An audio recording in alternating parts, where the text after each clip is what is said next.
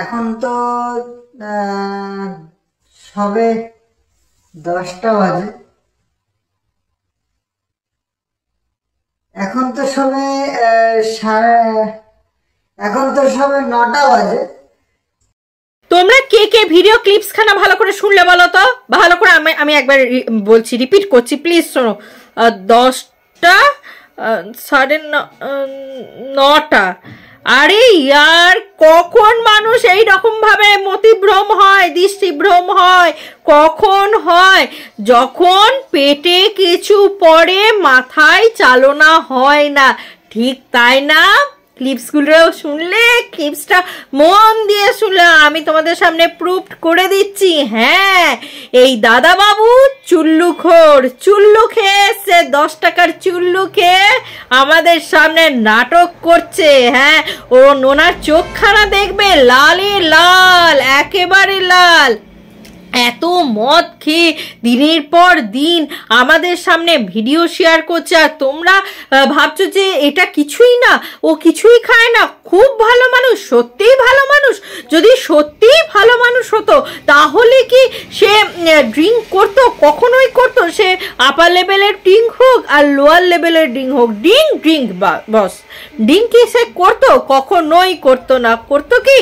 করতো না। সে সন্তানকে নিয়ে সুখে থাকতো। সন্তানকে বলে না যাতে মাতাল, তাহলে ঠিক আছে। ও কিন্তু যাতে মাতাল হতে পারে, তাহলে কিন্তু ঠিক আছে, বলবো না। আমি সামনের দিনে কি করতে চললাম এই ভিডিওতে বলবো না, শুনতে পেয়েছো? হ্যাঁ, বলছিল না পরের ভিডিওতে বলবো। মাতাল যাতে ঠিক আছে, কোথায় কি বলতে হবে, কতটা বলতে হবে, আর সেই নিয়ে ওর দিদি মানে লেগে পড়েছে, আমার ভাই কি করতে যায়। আমি আগে থেকে তোমাদের সামনে কিছু বলতে চাই না, ভাই আগে থেকে বলবে। কেন আমি তোমাদেরকে পুরো ভিডিওটা গিয়ে বলবো যে না আমি কিছু বলতে পারলাম না, এরকম করবো না। ঢং দাড়ি যত সব। নিজের একটা নেই, নিজের একটা ভিডিও কন্টেন্ট নেই, অপরের ভিডিও দেখে দেখে কন্টেন্ট করে। নিজস্ব কন্টেন্ট থাকা দরকার। আমাদের কন্ট্রোভার্সি করতে এসেছি। কন্ট্রোভার্সি কন্টেন্টটা কি না, ব্লগারদের ভুল নিরূপণ করা, তাই তো?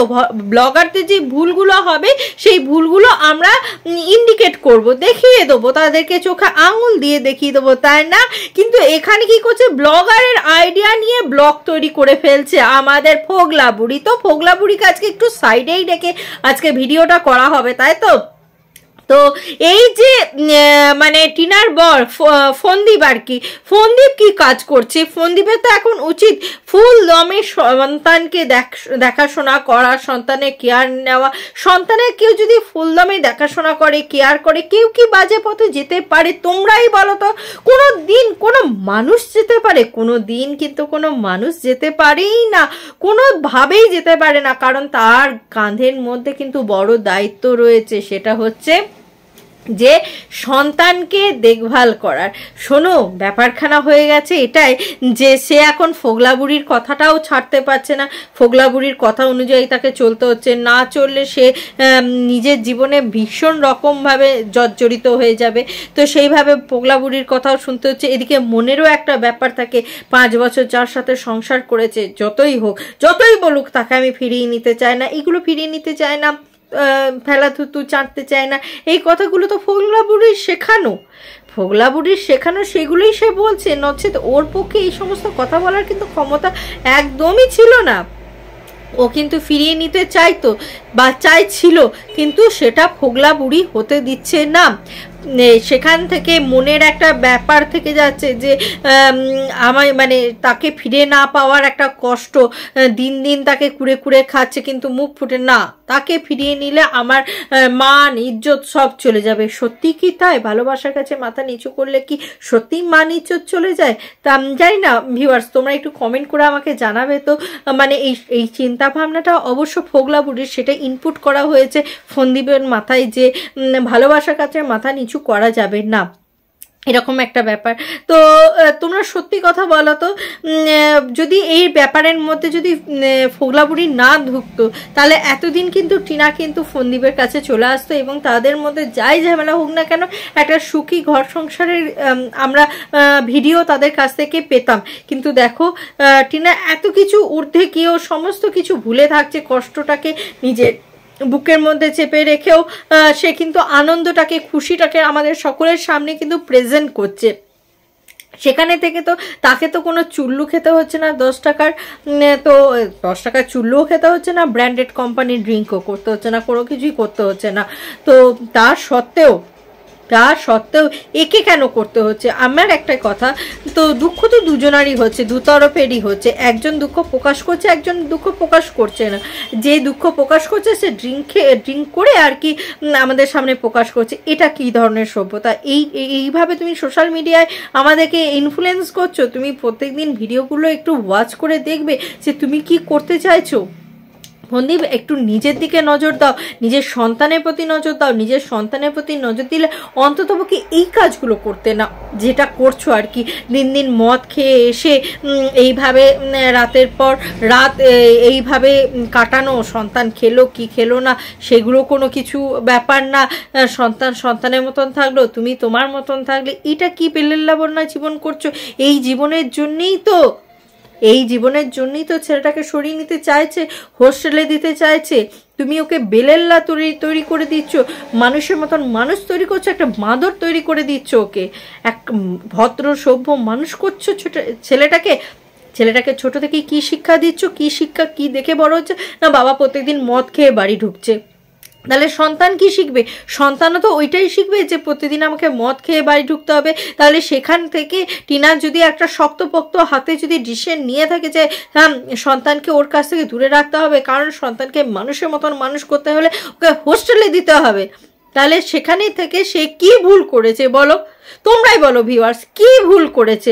একটা বাবা হয়ে যখন বাবার দায়িত্ব পালন করতে পারে না, মদের দিকে তাকে যখন তখন ছুটছে, নেশার পিছনে ছুটছে, সে ছেলের পিছনে ছুটবে কি করে? ভিউয়ার্স তোমরা মতামত জানাও, কিভাবে ছুটবে সে? তার পক্ষে ছোটা সম্ভব সন্তানের পক্ষে? সে তো নিজেই এখন মদ খেয়ে মাতলামো করতে ব্যস্ত, সে আবার ছুটবে কি করে? কালকে ভিডিও ক্লিপসটা দেখে আমার সত্যিই বিশ্বাস করো মনে হচ্ছিল কতক্ষণে তোমাদের সাথে শেয়ার করব। প্রচণ্ড খারাপ লাগে। তাহলে টিনা কত কি সহ্য করেছে, আজ একটু করে সমস্ত কিছু তোমাদের সামনে প্রকাশ আসছে যে টিনা যে কথাগুলো বলেছিল সেগুলো একটিও মিথ্যা নয়। এত যখন নেগেটিভ কথা শুনতে পারো না বা নিতে পারবে না, তখন তুমি কেন টিনাকে ফেরত নিয়ে আসলে না? কেন? হাজার হোক তুমি তো বড়, তুমি তোমার সন্তানের জন্য সন্তানের মাকে ফিরিয়ে আনতে পারতে, কেন সেটা করলে না? সেখানে কি প্রবলেম ছিল? সেটা করলে তো অন্ততপক্ষে তোমার সংসারটা বেঁচে যেত। তুমি সংসারটাকে ধ্বংসের দিকে নিয়ে যাচ্ছ, শেষ করে দিচ্ছ। ছি, লজ্জা হওয়া দরকার, জাস্ট লজ্জা হওয়া দরকার। এইরকম করে কোনো সংসার চলে না, সংসার জলে চলে যায়। আর যার কথা তুমি শুনছো সে আরো বেশি সংসার ভেঙে দেওয়ার মূল মেন কাঠি। পারলে তাকে মাইনাস করো, আর যাকে নিয়ে আসার ঘরে তাকে নিয়ে এসো, আর যাকে নিয়ে এসছো তাকে নিয়ে এসে সংসার ভাঙছে, বই গড়ছে না। যদি নতুন ভিউয়ার্স হয়ে থাকো অবশ্যই চ্যানেলটাকে সাবস্ক্রাইব করে নেবে। চ্যানেলে যদি নতুন বন্ধু হয়ে থাকো অবশ্যই চ্যানেলটা সাবস্ক্রাইব করে নিতে একদম ভুলবে না। আর যাদের ভালো লাগবে ভিডিওটা অবশ্যই লাইক করে দেবে, কমেন্ট করে তোমাদের মতামত জানাতে একদমই ভুলবে না। আজকের মতন আসি বন্ধুরা, আবার তোমাদের সাথে দেখা হবে নতুন একটা ভিডিও নিয়ে, নতুন একটা জোশের সাথে। ততক্ষণের জন্য টাটা।